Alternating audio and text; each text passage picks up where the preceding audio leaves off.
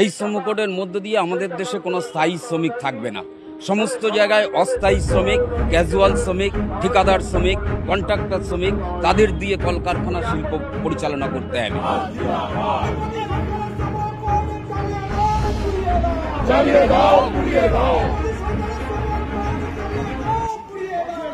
All India central council of trade ইউনিয়নের পক্ষ থেকে আজ এক বিক্ষোভ কর্মসূচির ডাক দেওয়া হয়েছিল নিজাম প্যালেসে। কেন্দ্র সরকারের ডাকে যে শ্রম বিরোধী যে কোড হয়েছে তার বিরোধিতা করার জন্যই আজকে তারা এখানে কর্মসূচি করছেন। তাদের মূলত দাবি যে নতুন কোড হয়েছে তাতে বেতন বৃদ্ধি না হলেও তাদের কর্মের এবং তাদের যে সময় আছে সেই সময় বৃদ্ধি করে দিয়েছে কাজের, কিন্তু তাদের বেতন বৃদ্ধি পাবে না। এই সব দাবিগুলো নিয়ে আজ তারা এখানে বিক্ষোভ কর্মসূচির ডাক দিয়েছে। তারা কি বলছেন সরাসরি শোনাবো।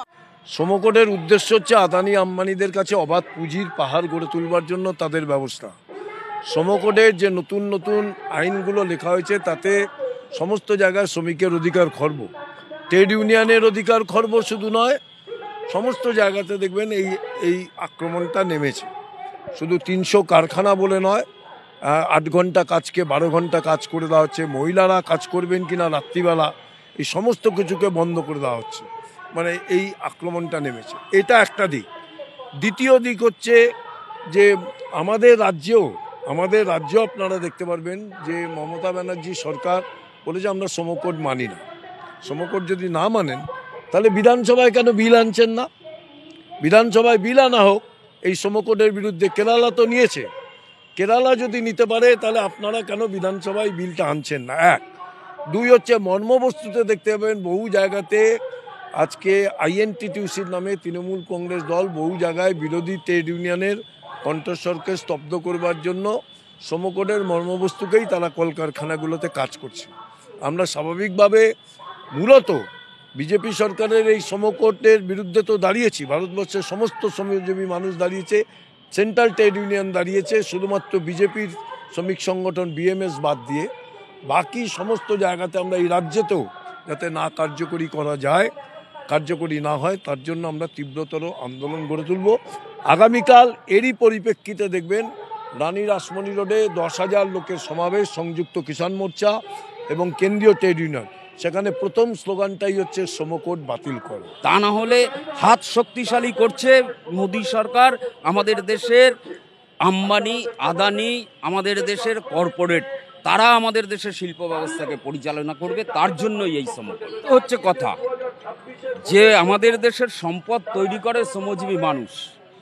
সেই দেশের সম্পদ কুক্ষিগত হয় আমাদের দেশের 1% বা 1.5% মানুষের হাতে। ফলে আমাদের দেশের এই গোটা শিল্প ব্যবস্থা যে সম্পদ উৎপাদন করে সেটা হচ্ছে শ্রমজীবী মানুষ। তাদেরকে রিলিফ না দিয়ে, তাদেরকে বঞ্চিত করে, তাদের যে অধিকারগুলো এতদিন পর্যন্ত ছিল, যে নিয়ম নীতিগুলো এতদিন পর্যন্ত ছিল, সেগুলোকে জলাঞ্জলি দিয়ে নতুন এই আইন তৈরি করেছে। গোটাটাই শিল্প কলকারখানা পুরোটা পরিচালন করবে আদানি আম্বানি কর্পোরেট। এটা তো বাড়ছে। আমাদের রাজ্যে গ্রামে গ্রামে কাজের ব্যবস্থা নেই, কোনো নতুন শিল্প গড়ে উঠছে না। মানুষ চলে যাচ্ছে কেরালায়, দিল্লিতে, গুজরাটে, রাজস্থানে।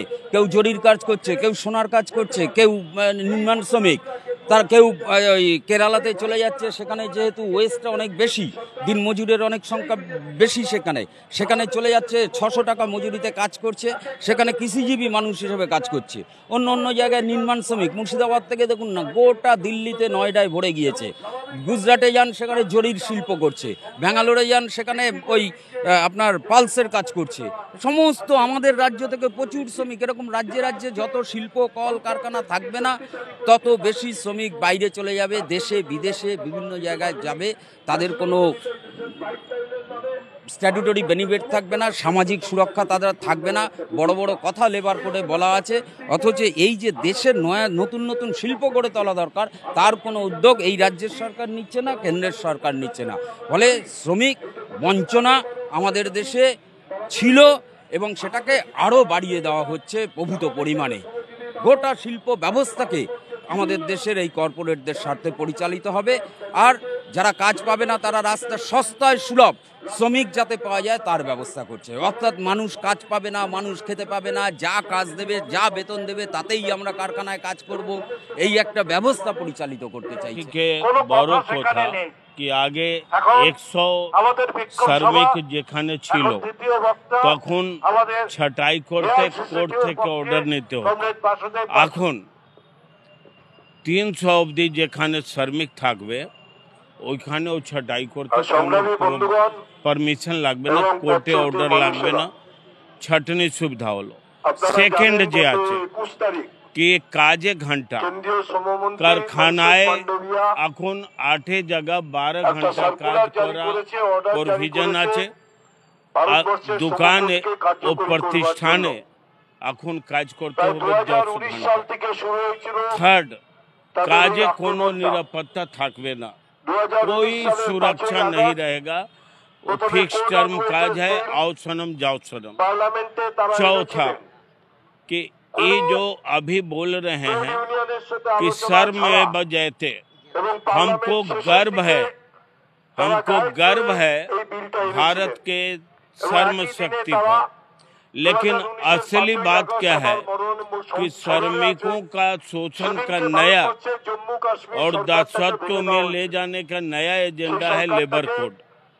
4 तरह का लेबर कोड जो है, हम चारों बोल देते हैं एक करके, लेकिन क्यों हम बोल रहे हैं कि 4 तो जो कोड है इसमें सबसे ज्यादा अगर लाभवान होगा तो वह होगा कारपोरेट घराना, और सबसे ज्यादा अगर नुकसान होगा तो श्रमिकों का होगा। सीधा हिसाब जान लीजिए कि 8×3=24 जो 3 मजदूर मिलके प्रतिदिन काम करता था, 12 घंटा जब काम करेगा तो 2 मजदूर का ही पैसा देना होगा और 3 मजदूर का काम होगा। सरल सस्ता रास्ता में हम बता रहे हैं।